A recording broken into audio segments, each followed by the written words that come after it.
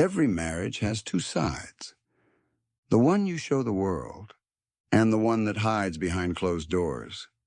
Gone Girl, a 2014 film, isn't just a mystery. It's a psychological war between truth and perception, love and manipulation, husband and wife. Directed by David Fincher, this modern classic turns a missing person's case into a mirror, one that reflects how easily we believe the stories we want to believe. Let's dive deep into Gone Girl, the film that proves appearances can be deadly. It's the morning of Nick and Amy Dunne's 5th wedding anniversary. Nick wakes up in a quiet Missouri suburb. The house feels too still. He goes downstairs, makes coffee, and glances around. Something's wrong. The front door's open. The furniture's overturned. And Amy, his wife, is gone. Within hours, the police arrive. There's blood in the kitchen, signs of a struggle. The media catches wind immediately. Missing wife, Amy Dunne, daughter of the famous children's book author of Amazing Amy. Nick stands outside, blinking under the camera flashes. He looks calm. Too calm. Reporters zoom in on his smile. And just like that, the story begins. Not of a missing woman, but of a guilty man. Detective Rhonda Boney leads the case. She's sharp, composed, and skeptical of everything Nick says. Amy's friends tell her that Amy was afraid of her husband, that he was angry, distant, unfaithful. Rhonda starts to notice inconsistencies. The blood in the kitchen looks cleaned up. Amy's diary paints a picture of a woman trapped in a loveless, dangerous marriage.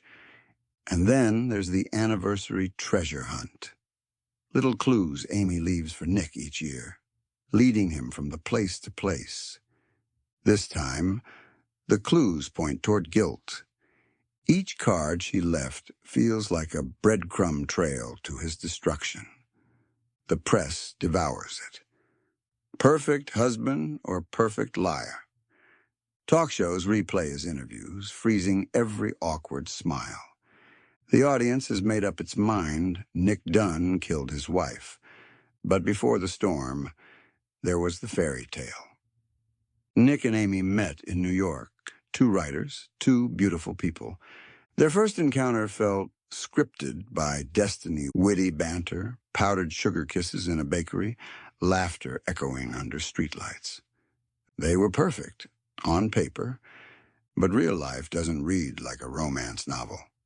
The recession hit. Both lost their jobs. They moved to Missouri to care for Nick's sick mother. Amy felt invisible. Nick felt trapped. The cracks in their marriage widened, quietly at first, then violently. Amy started writing in her diary again. Every entry sounded like a confession or a warning. This man may kill me. And for the audience, that diary becomes the truth. Until the film flips the script. Halfway through the movie, everything changes. We see Amy, alive, driving, calm, smiling, listening to the radio. She's not dead. She's running. And she's narrating her plan like a magician revealing her trick. The diary, fake. The blood, staged. The kidnapping, masterfully orchestrated. Amy Dunne didn't vanish. She disappeared herself. She spent months setting Nick up, documenting fake abuse, manipulating every detail to make him look like the perfect villain. She used her intelligence like a weapon, calculating, cold, methodical. Why? Because Nick cheated on her. He fell for one of his students. And in Amy's mind, betrayal demanded punishment. You think you can do this to me, she says, and I'll just fade into the background? No. She wanted to destroy him publicly, perfectly, completely. And she almost succeeds. Amy hides in a remote cabin, watching her own media circus unfold. The world now worships her as a tragic victim. Nick becomes America's most hated man. But perfection never lasts. Her money runs out. A couple at the motel discovers who she is and robs her. Alone and desperate, Amy calls her ex-boyfriend, Desi Collings, a wealthy, obsessive man who still worships her. Desi rescues her, brings her to his lake house, locks her in a gilded cage.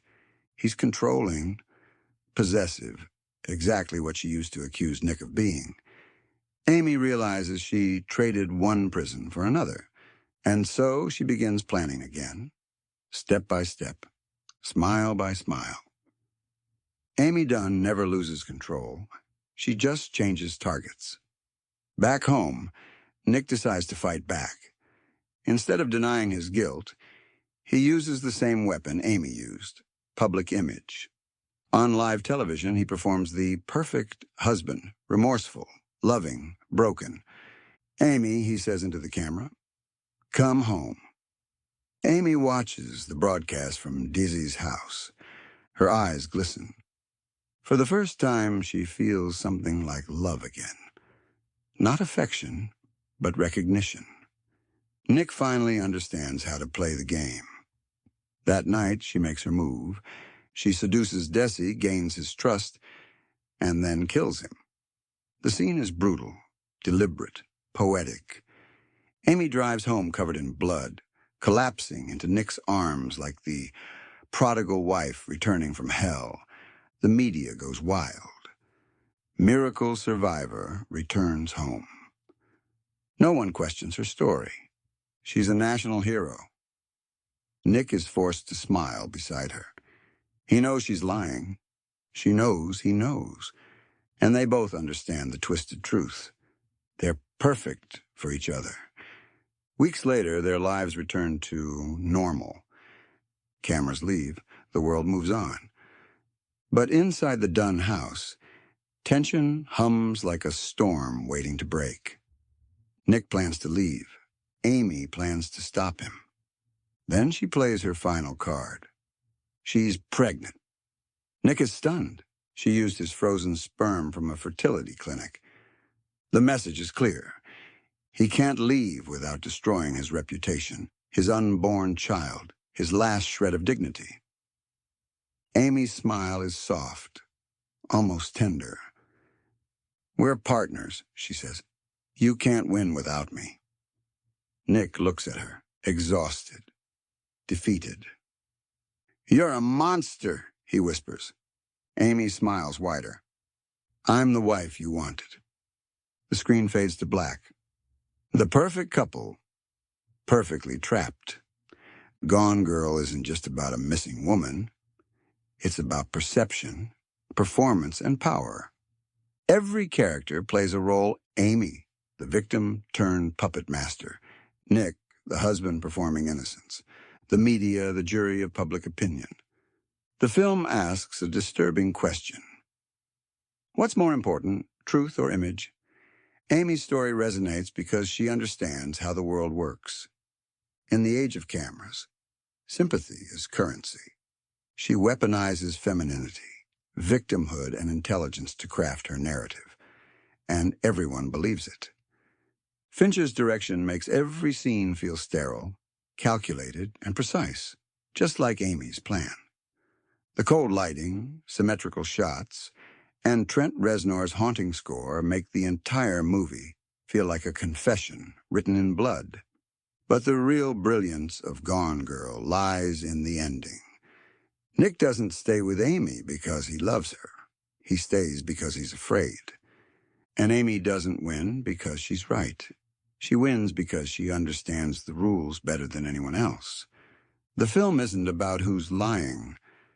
It's about how easy it is to live inside a lie when everyone else applauds it. Gone Girl is a masterpiece of manipulation, a story about how truth can be edited, love can be weaponized, and guilt can be rewritten. It's not just a thriller. It's a reflection of us, of how easily we believe what we see. Thanks for watching the Pulse movie. Subscribe for more psychological thrillers. Explained, one heartbeat at a time.